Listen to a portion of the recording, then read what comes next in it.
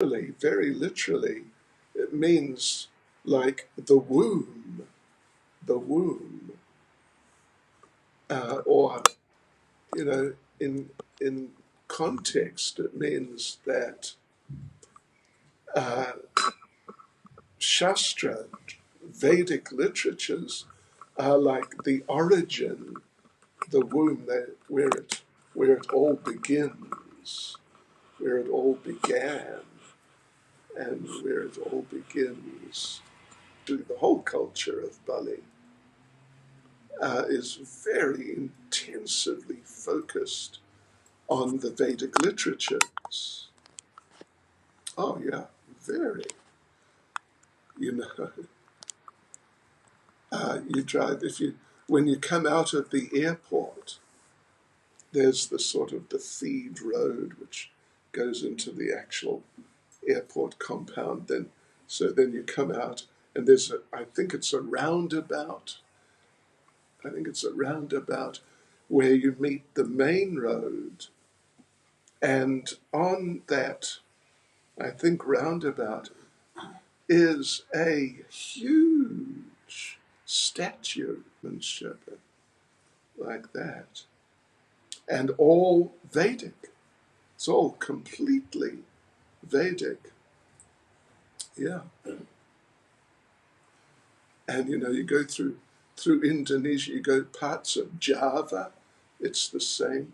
So the culture was right out through to there, and going the other way, Afghanistan, and going up past Afghanistan, like this Azerbaijan and areas like that.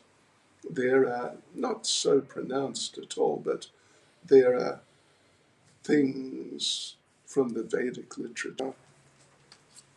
Put in, press home to unlock. Oops. Oh, okay. So I'm going to read a verse from Srimad Bhagavatam. Let me just, I hope this is not too technical so far. But the Vedic literatures, I mentioned the four Vedas, their corollaries, particularly the Upanishads, and there's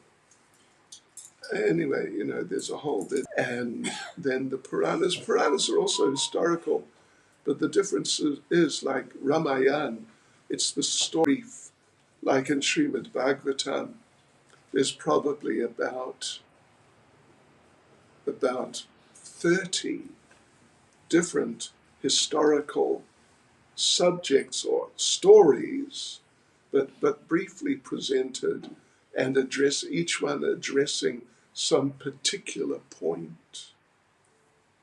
Like the story of Ajamil, very famous story. Point is, each of the stories has a point. The point is that, just doing a bit of that chanting we could use the term save, spiritually save a person who is like, not doing very well at all, like really in extremely bad shape spiritually. So here, I'm going to read a verse. There are 12 what we call cantos, with so many different chapters. Each canto, the 10th canto, is 9 chapters. It's the longest canto, but I'm going to read a verse, just one verse, from the first canto, the second chapter. So we're right at the beginning, kind of setting the scene for the rest of the book and the narrations. It's the first canto, chapter 2, 11. Vadanti tat vavidas, tattvam yajnanam advayam, brahmeti paramatmeti, bhagavan iti shabdyate. Which means learned transcendentalists who know the call this non-dual substance Brahman, Paramatma, or Bhagavan. So these transcendentalists who know the truth, Tattva, Vida, then they call this Tattvam Yajnanam Advayam. They call this non-dual truth by three names. Advayam in Sanskrit. Dvaya, if it was just Dvaya or Dvaita, means two. Advayam means not two or one. Yeah. So the verse said that these learned transcendentalists who know the truth, that the absolute truth, call this non-dual substance. Non-dual. One. Yeah. By three names. Yeah. Three names. Brahman, Paramatma, or Bhagavan. Let me read the purport here. Our spiritual master. Absolute truth is both subject and object, which, without getting into detail about it, it would have to be non-dual. Yeah, it's both subject and object. And there's no qualitative difference there. Therefore, Brahman, Paramatma, and Bhagavan are qualitatively one and the same. The same substance, the same one absolute truth is realized as impersonal Brahman by the students of the Upanishads, as localized Paramatma by the Hiranyagarbhas or the yogis, and as Bhagavan by the devotees. In other words, is the last word of the absolute truth. Paramatma is the partial representation of the personality of Godhead, and impersonal Brahman is the glowing effulgence of three features of the one absolute truth, are different perspective views seen from different angles of vision. Or in other words, three perspectives on one thing. Actually, what's being observed is one thing. Advaya, non-dual, just one. But seen from three perspectives, and so apparently being three different things. As it's explained in the first verse of the first chapter of the Bhagavatam, the supreme truth is self-sufficient, cognizant, and free from the illusion of relativity. In the relative world, but in the absolute truth, both the knower and the known are one and the same matter, or inferior energy. Therefore, there's a duality of inferior and superior energy. Whereas in the absolute realm, both the knower and the known are of the same superior energy. There are three kinds of energies of the supreme energetic. There is no difference between the energy and energetic, but there is a difference of quality of energies. The absolute realm and the living entities are of the same superior energy, but the material world is inferior energy. The living being in contact with the inferior energy is illusioned, thinking he belongs to the inferior energy. Or in other words, He's just part and parcel of this world, just part of what we see outside here. Therefore, there's the sense of relativity in the material world. In the absolute, there is no such sense of difference between the knower and the known, and therefore everything there is absolute. So I'm going to try to give a simple explanation of that. How does that sound? Simple? Good idea? Could give a complicated explanation to it. Let's keep it simple, or not keep today.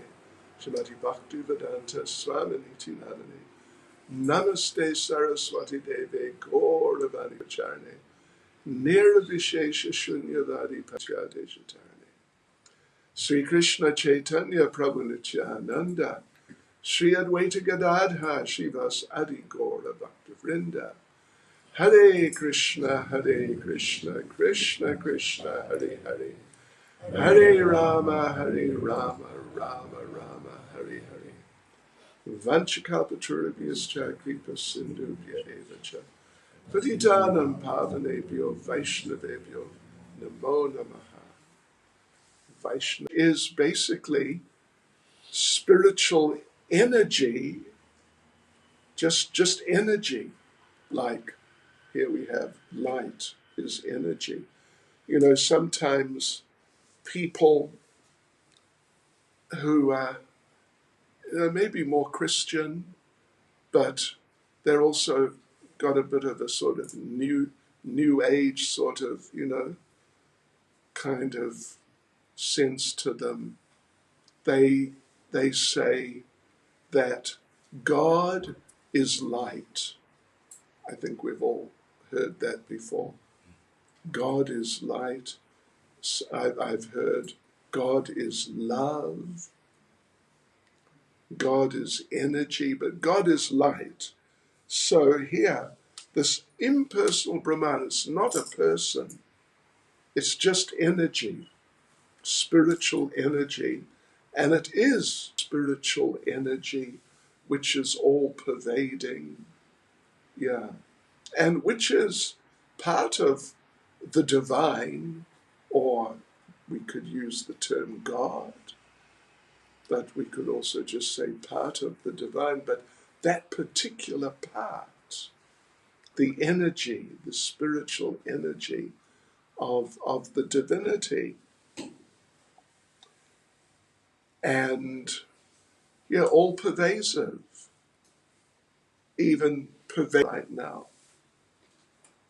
Yeah. Then, so the Prabhupada says, the same substance, same thing,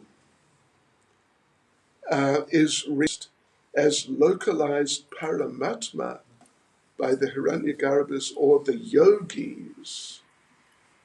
And this is something, like connected with people who are practicing yoga, even like Hatha yoga. Of course, there's quite a number of different types of yogas. Whereas if you do meditation, that's, you may sit down with your legs crossed perhaps, but when you're doing meditation, you're focusing your mind.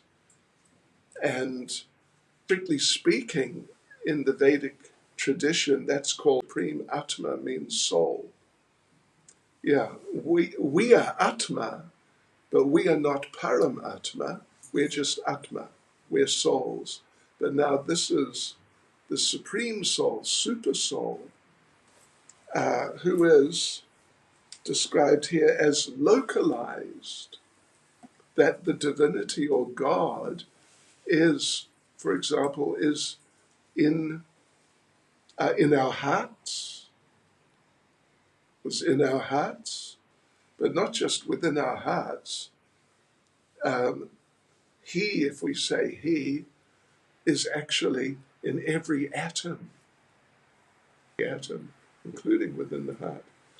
So talk about you know, being in control or being able to control everything within every atom of the whole creation, including every atom of our bodies, and in that way able to control. Yeah. And is not just impersonal, just like we are Atma, Sanskrit term means soul. We're souls. Our government, or any government in the world, they're trying to keep things under control, but they're not within every atom. So their ability to control what's going on in the country is really limited. But the Paramatma, the super soul, is within it. And talk about being in a position to control everything completely. That's the idea. So diligence through analysis, and then there are other forms of yoga, culminating. Well, there's karma yoga, is quite famous. Karma in that context means our duties, connecting with the divine through performing our duties. Like in Bhagavad Gita, Krishna tells Arjuna to fight because Arjuna was a warrior. That was his natural occupation, natural type of duty. That's karma yoga, or generally the highest type of yoga is called bhakti yoga, because it means you connect with the divine on the level of the heart. Yeah, means opulence, and van means one who possesses. And as Prabhupada's put it here, the personality of Godhead. The personality of Godhead. Not just like divine energy, like Brahman, all-pervading spiritual energy. And not just like the super person who's within every atom controlling things, but actually the supreme being, the ultimate source, who is the source of the super soul and the source of the spiritual energy, which is all-pervading and impersonal. Am I making sense to you? Your son sees you differently from how your wife sees you, isn't it? And your father sees you differently from how your son does, and your wife, and your boss, and your friends, and your enemies. Of course, I'm sure you don't have any enemies. You know? I have a boss.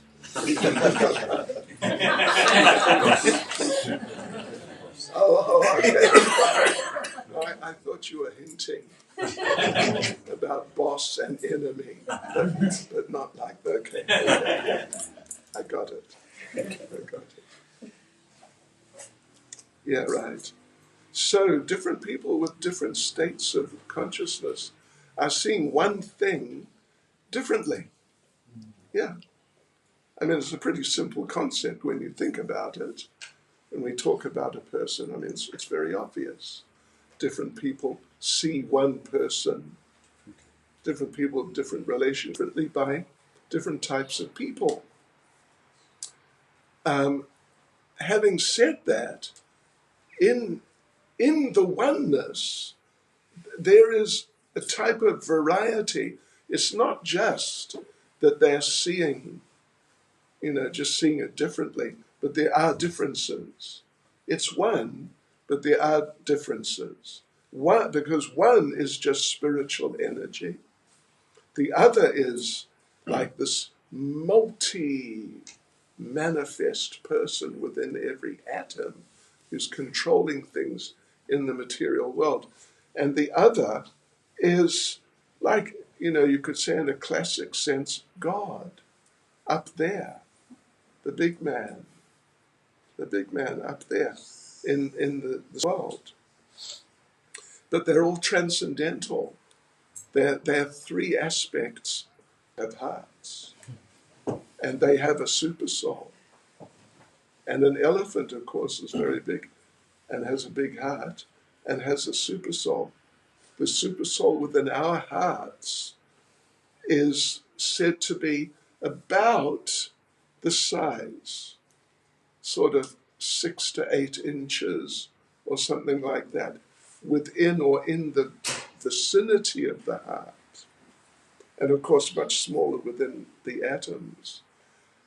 So the perspective is that ultimately these are not just 3 sort of independent manifestations, but that the supreme, the all-inclusive, is the personality of Godhead.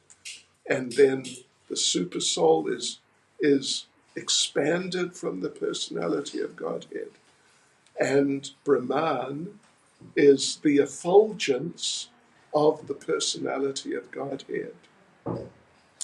Here's an interesting thing to think about, some food for thought, that the personality of Godhead, who we refer to in different names, Bhagavan, like if you read Bhagavad Gita, I imagine, well, I know some of you have definitely read Bhagavad Gita, maybe all of you have some familiarity with Bhagavad Gita.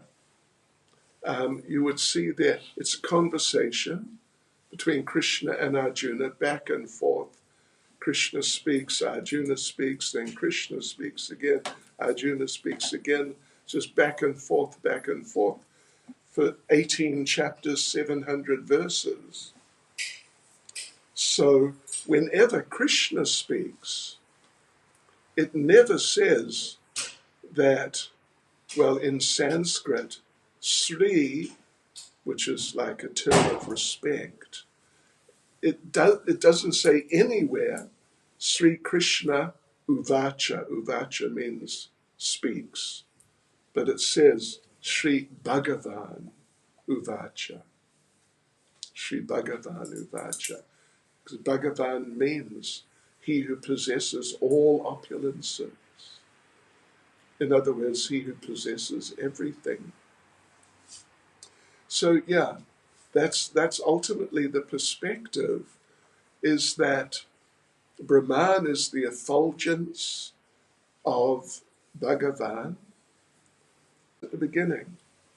The absolute truth is both subject and object, and the other, a person who's within every atom.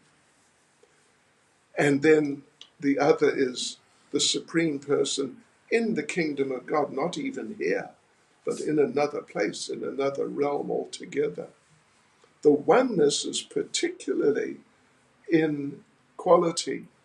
And the interesting little thing I was going to mention, some food for thought, is that, and listen to this because this is interesting, that the body of Bhagavan is, would you believe, bluish.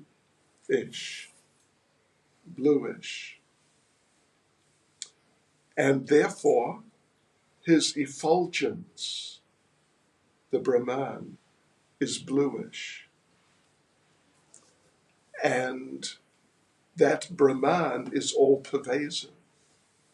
It's the sky. So why is the sky blue? Because it is the effulgence of Bhagavan through matter, because the sky, after all, it's the material world. It's matter. But still, it's the effulgence of Bhagavan. This is why the sky is blue. Haribol. Had you thought of that before? Yes, but you clarified it. Okay. Anyway, you're pretty sharp. So I'm sure you caught it before. It's just an interesting little detail. Why is the sky blue? Why isn't it red or yellow or, green or multicolored. Yeah. So it's all based on the ultimate feature, which is Bhagavan, the personality of Godhead. Or you can say God. Yeah. And when people start saying, God is energy, God is light, what they're talking about is the Brahman feature. But because they're not really, you could say maybe so well educated or so exposed to these types of ideas, then they kind of equate the idea of God being light with the idea of God being a person and, having a relationship with God. Yeah, so here, we see these three aspects of the absolute truth. And Prabhupada, our spiritual master, he preferred not so much to use the term God, because God is part of the third part, the most important part, but still, you could say, just a part of the greater, the three, Brahman, Paramatma, and Bhagavan, all together. So Prabhupada preferred to use the term absolute truth. Not that it contradicts or conflicts with the idea of God or a personal God, there being a person in the whole, that big picture, but because the person is, even though the main part, but still a part, and not actually like literally the whole thing, the absolute truth. Yeah. Okay, anyway, there you go. There's some thoughts on the subject. Anyone got any thoughts, questions, comments, ideas so far? Did anyone write anything down? Yes, it's coming. Oh, okay.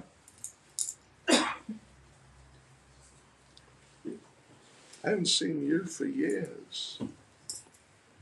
I have not seen you for years. I'm always around, I'm just quiet. And I'm not very attentive. It's okay. I'll just quietly do my thing in the background. With flowers. That's right. Good. All is well? Very well, thank you. Great. Good. Saw you at Rath Yatra. Uh-huh. Oh, you were there? Yes. Oh, you were there? Yes. Wow. Okay. You get around. Well, we thought it was a good opportunity for a road trip. Right. Come and take darshan. Oh, yeah. I was lucky enough to be at the first Rath Yatra in 1988. Oh. And this was only the third of the Durban Rath Yatras that I've attended. And I really wanted to see the three chariots. So that wasn't a disappointment at all. Great. It was nice. Yes, sir. So the self-effulgence that is everywhere, Right. certainly us. Like, it's kind of not quite the right way to look at it, because consciousness means to be conscious. Yeah, just means to be conscious. So, but the nature of Brahman is Sat in Sanskrit, Sat Chit Ananda. Sat means eternal, or not necessarily just eternal, but existent. Existent, that which exists, or eternal. And Chit means conscious, and Ananda means blissful. So the thing is, so here we are, we're sitting here now, and people are just moving about in life, and they don't really feel, they feel some consciousness, It's limited. They feel some existence. They feel they exist. Actually, they're eternal, but they don't experience. They don't feel eternity. They just feel they exist. But actually, if they were really spiritually tuned in, they would feel more eternal than just being there. And Ananda, bliss, well, generally most people get some happiness out of something, although it's usually not too much. So, but as a person advances spiritually and starts to realize either any of these three, but, oops, what have I done? Whoa, sorry. Anyway. Hi there. Oh, thank you. Take a break. All right.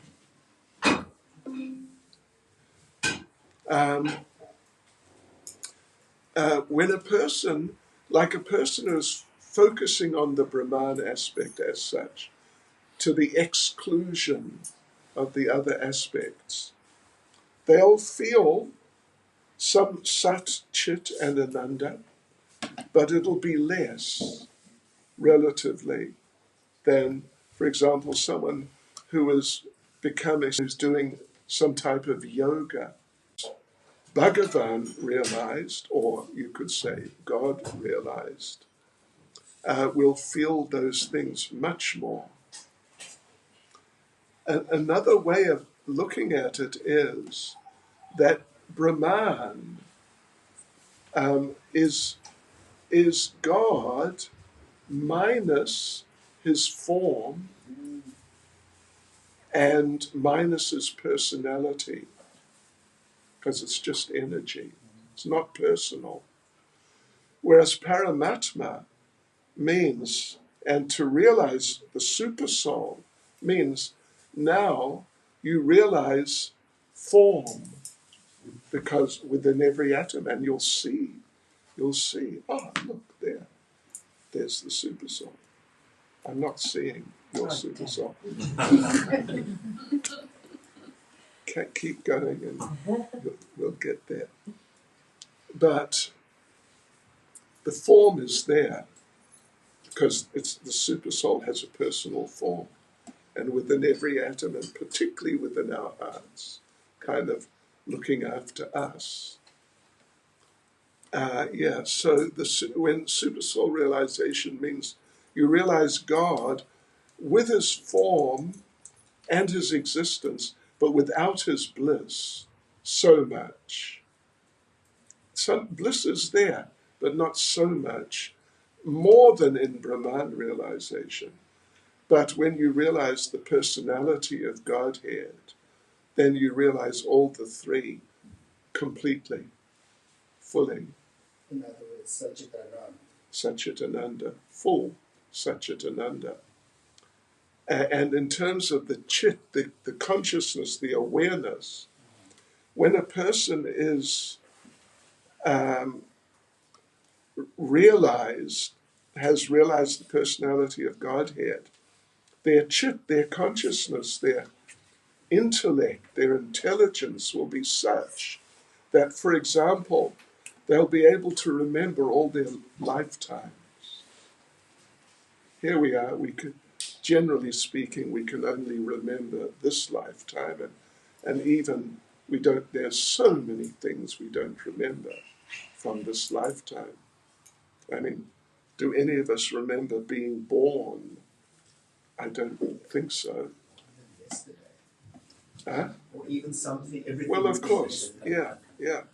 Even, what I've said over the last half an hour, even I can't remember it all. I'm the one who said it. So there are degrees of realization of Satchitananda, depending on the degree of advancement and the advancement in which particular aspect of the absolute truth you're focusing on. That's very good. Thank you. Any other? Was anything else written down? Oh.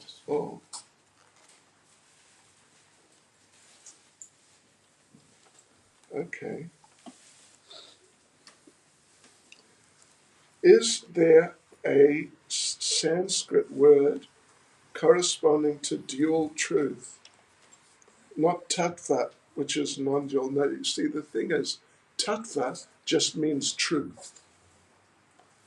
And in this verse here, the advaya means not two.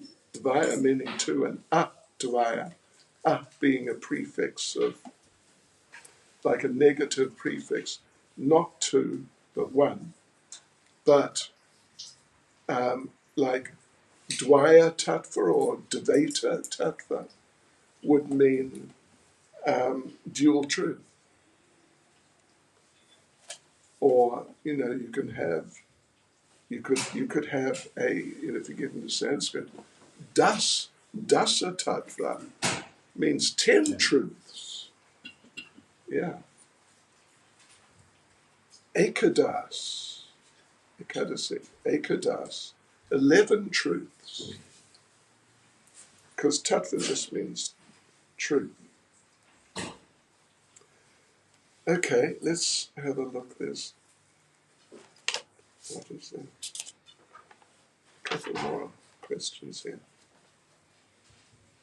When the human who is in duality experiences the divine, the supersoul, or whatever one wants to call it, he or she experiences the one effulgent. What is this? One effulgent.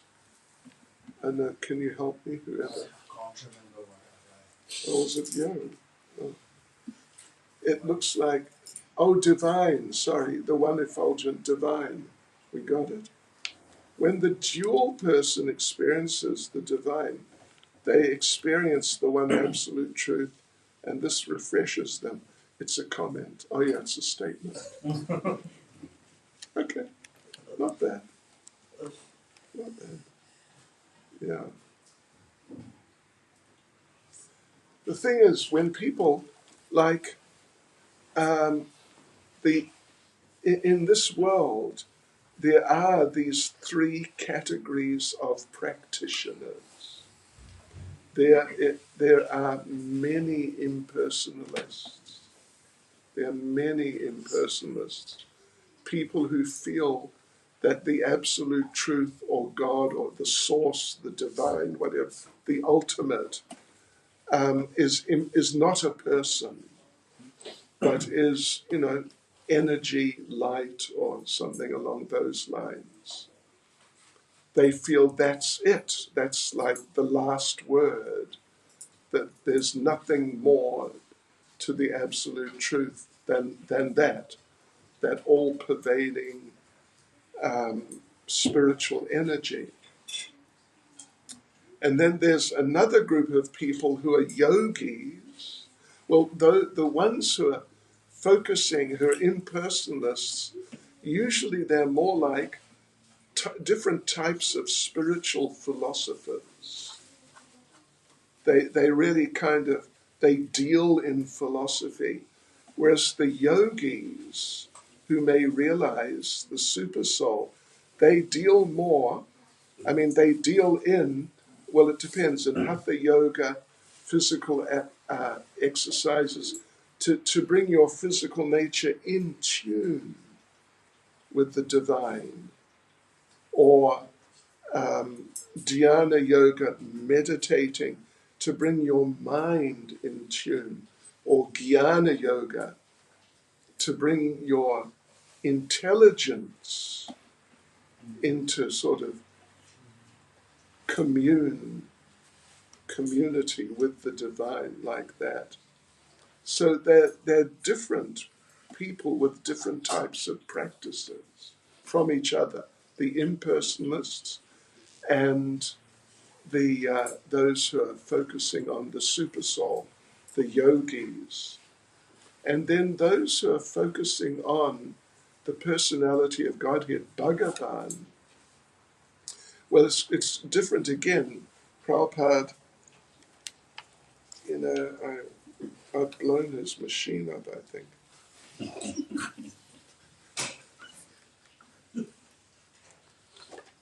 He shouldn't have let me loose on this. Ah, okay. Yeah, what did Prabhupada say?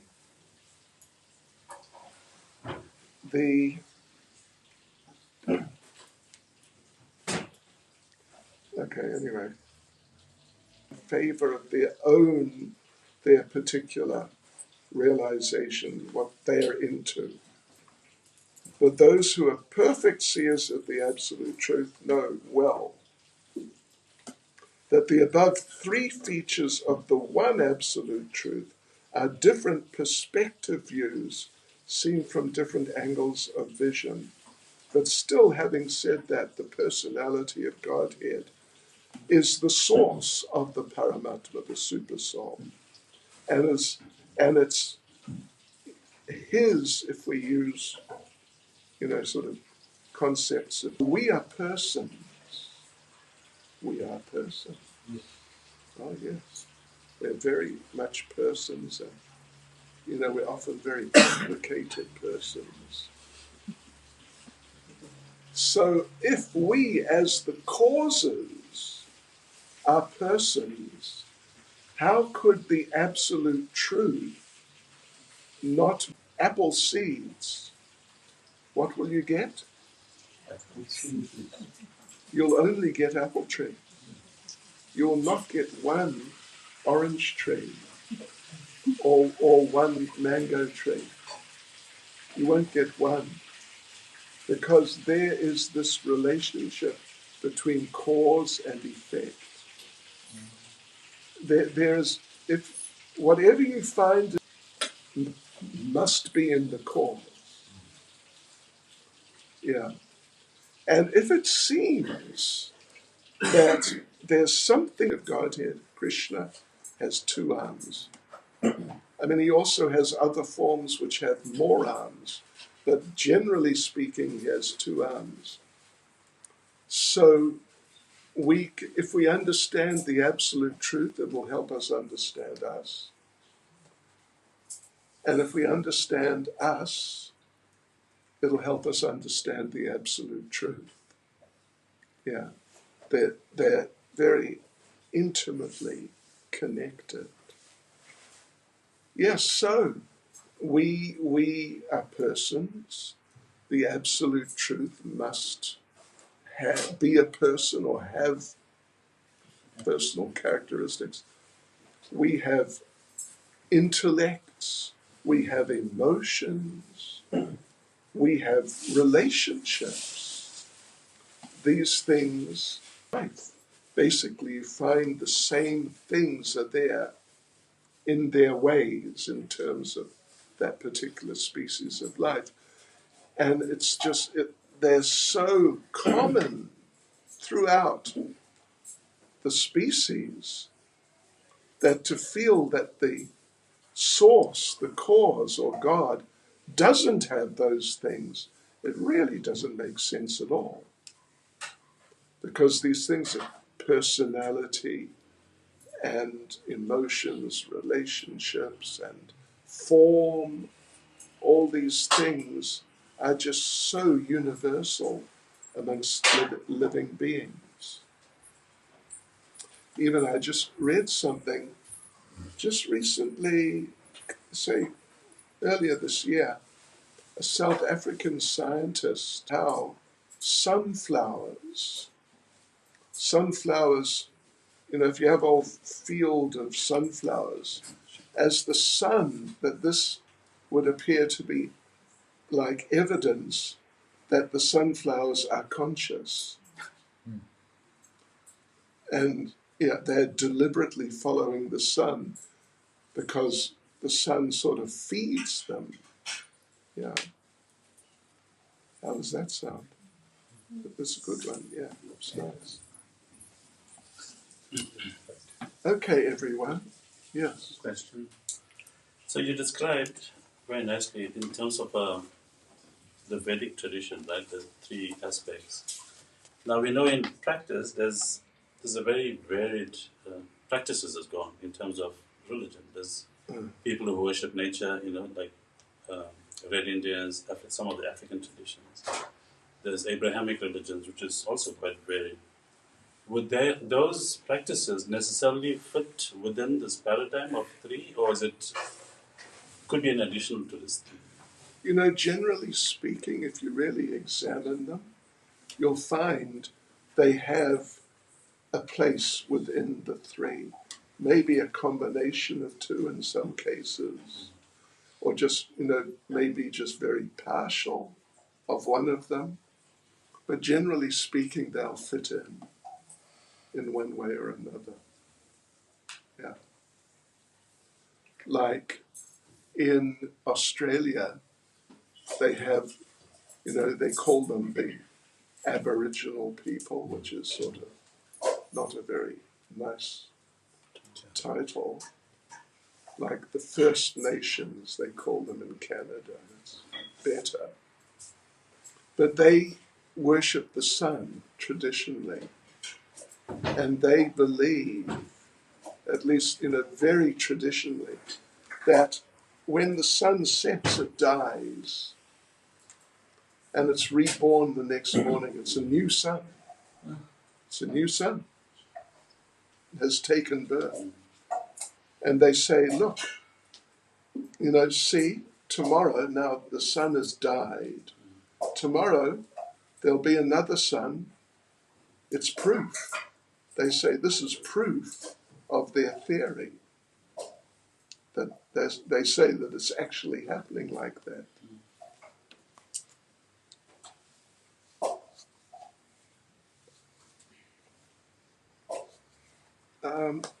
There's another question here. Is Krishna a part of the absolute truth or the entire absolute truth? Well, ultimately, the entire absolute truth, Krishna, Bhagavan, there are many terms that can be used, is the entire absolute truth. But at the same time, because he's there in the kingdom of God, and the other aspects like the super soul is here in this room, within every atom. But Krishna is not. Krishna's there. So this is what we call in Sanskrit achintya bade abade tattva. Tattva, truth. Achintya means inconceivable.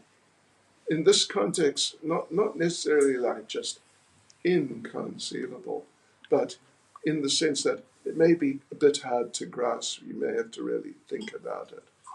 Bade, abade. But bade means different from, and abade means not different from. So, in other words, it's somewhat inconceivable, but Krishna is abade. He's not different from the super soul. He's not different from the Brahman effulgence. It's his effulgence. If you took him away, the effulgence would go because it's his effulgence. So there's non-difference. But at the same time, he's there. And he's not here in this room. So achintya bade abade tattva, that in relation to that us, we are not different from Krishna in certain respects, qualitatively particularly. We're also Satchitananda, as Krishna is Satchitananda. I'm Satchitananda, so are you. So there's non-difference there. I'm a conscious living being, so are you. There's non-difference between us. Krishna's a conscious living being, so there's non-difference between us and Krishna in that respect. And with Krishna or God or Bhagavan, his energy, everything is his energy. Earth, water, fire, air, mind, ether, mind, intelligence, ego. These are all energies of the absolute truth. We like our bodies are partly, in a sort of elemental sense, our bodies are partly earth, partly water, like we've got blood. Blood is, basically in the category of water, but, it's got chemicals there. They're part of earth. So it's a mixture of water and earth. And air, there's air moving in our bodies. And then mind, intelligence, and ego, we have a sense of self, not ego in the sense of being too proud, but just that I exist. I exist, yeah. So we all have a sense of existence, as Krishna does. So, Achincha Veda Ved Tattva. We partly, there's partly oneness of ourselves with these different elements. But Krishna, those different elements, earth, water, fire, air, and ether, etc., they are completely one with Krishna. They don't exist outside of Krishna or Bhagavan. Does that make sense? Sort of. Okay. Yes. Thank you, Smile. Thank you for your nice talk. I just wanted to ask if there are different perspectives about the supreme absolute truth. Circumstances behind, they have John, and they have all so many prophets in Judaism. So, but the historical circumstances there under which Christianity first of all appeared, and then it spread. The Romans adopted Christianity. And, Islam, there's certain historical circumstances there. So Islam, at least an important part of it, is reaction against ritualistic worship of many gods. I mean, I'm sure you're aware. They don't like the idea of there being many gods. Yeah. So, historical circumstances and the natures of the people. The natures of the people. That, because of the natures of the people, certain rules are emphasized. You must do this and you mustn't do that. Like in Islam, there's a rule that you're not allowed to marry your daughter.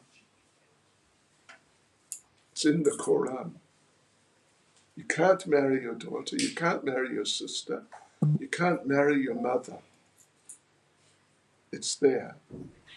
Why is it there? Well, we would say because of the historical circumstances, the people needed to be told that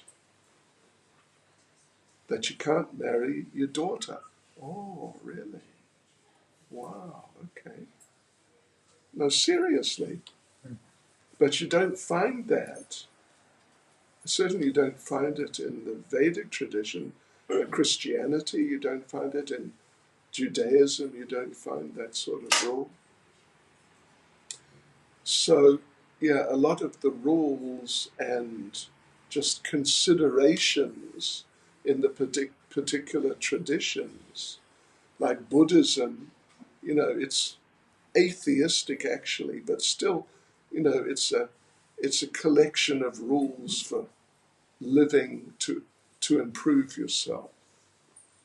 But Buddha was staunch vegetarian.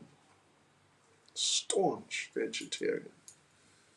What's the mantra? Ahimso paramo dharma, was it? It's something like that.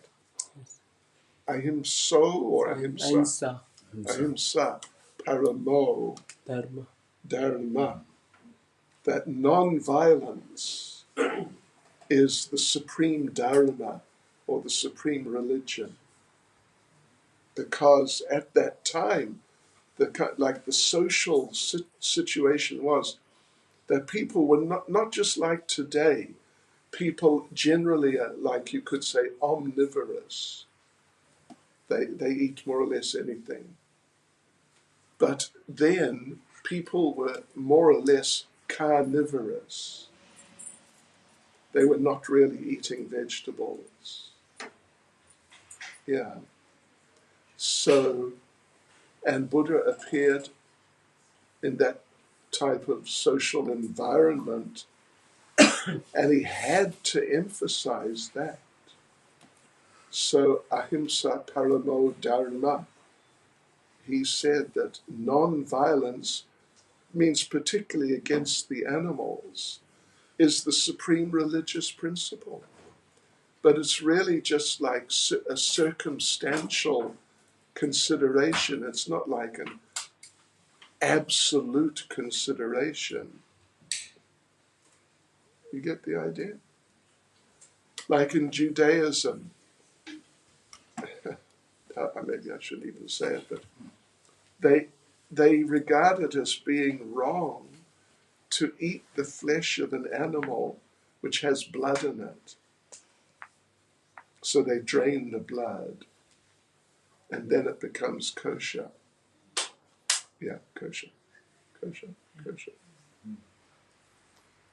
And, the Muslims, they have some related idea, bit different, but related idea about eating.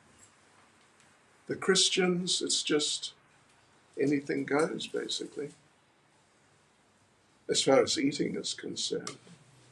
But strict Buddhists, they don't eat potatoes because they grow underground. And anything that grows underground, the Jains, they don't eat anything like potatoes, carrots, things like that. They don't eat onions, they don't eat garlic. So there's all like circumstantial rules that arose because of, they're trying to improve the people through their process, and the people had particular problems which were very prominent and really needed to be addressed. So they made rules about those things. And it's all and they're all attempts to improve people. This is the idea. But at least as far as we see, the most comprehensive picture covering all the considerations is there in the Vedic literatures. At least that's our experience, opinion, you could say. So we stick with that. And in the Vedic literatures, there's so many different scriptures to actually read. So that's right. There are different scriptures for different types of people. Like there are 18 Puranas. 6 are for people who are in ignorance. 6 are for people who are very materialistic, very passionate. But 6 are for people in goodness, who are leading basically, or trying to lead pure lives. And of those, Srimad Bhagavatam is one of those.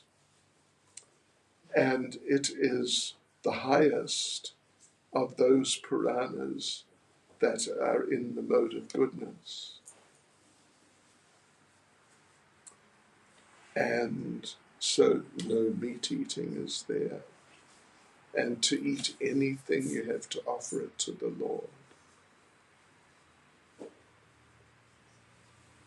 So yeah, it's not just the Vedic literatures, but one has to, that there are different levels within the Vedic literatures, and to really make the most of it and come to the highest level, one has to follow the Puranas in goodness, and particularly, ultimately, Srimad Bhagavatam. Is that okay? Thank you, Maharaj. It's getting late. Look at Yes. this. It's terrible. I think we should take a break, a prasada break. So, what's the prashada? Just give us